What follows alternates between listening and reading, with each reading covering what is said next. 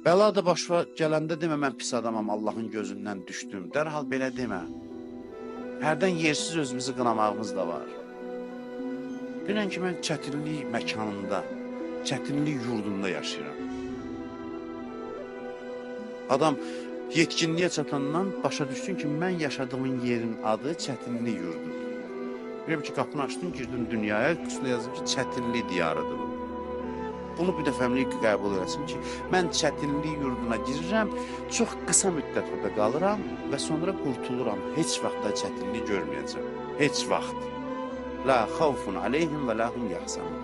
Nə bir qorxu var, nə bir kədər. Mən qısa bir müddət çətinliklə dolu bir evdə qalıram, sonra gedirəm elə bir yerə ki, heç vaxt çətinlik görməyəcəm. Bir saniyə belə, bir an belə. Adam bu düşüncə ilə yaşasa, müasir dövrdə bu mövzular çox danışılır ki, həyata baxış bucağı çox şey həll edir. Əsas elə məsələ bundadır ki, sənin yanaşman nədir? Yanaşma sənin başına gələn hadisələri dəyişə bilir, sənin yanaşman bütün müqəddəratı dəyişə bilir.